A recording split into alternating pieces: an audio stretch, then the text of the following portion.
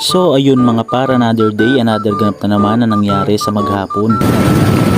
Abay wala ulit.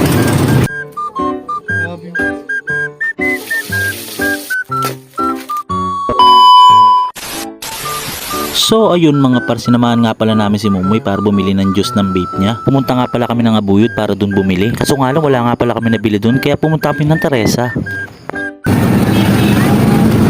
Marating tayo yung panta na ito.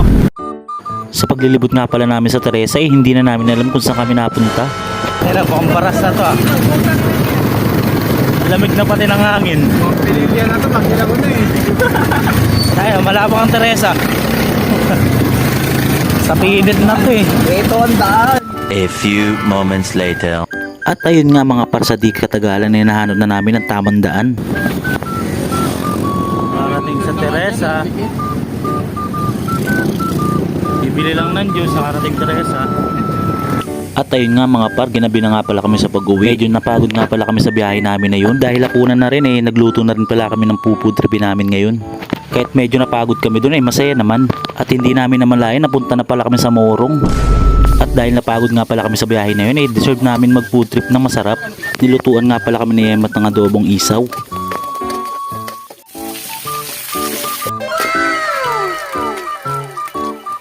Putlain mo. Oo, putla. Kasi pag nalagyan toyo, ahanap to. Lalagyan naman ng tubig eh. Oo, bigyan to unti. At ayun nga, kumuha na nga pala ako ng dahon ng saging kasi dito kami kakain.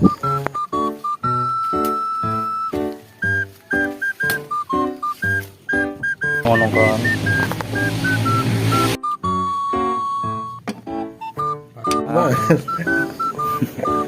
Kain na naman.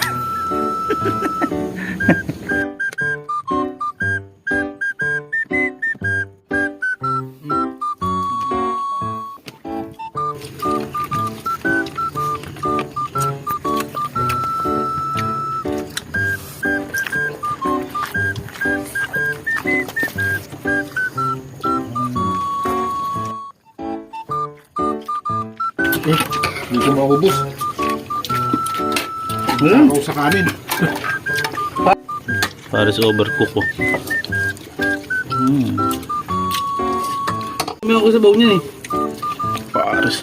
Pagkasalin ko, tumapo.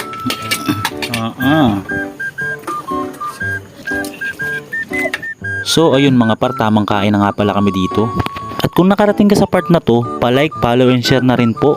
Comment ka na rin kung tagasan ka para alam namin kung saan nakakarating ang video namin. So mga par, hanggang dito na lang. See you next po.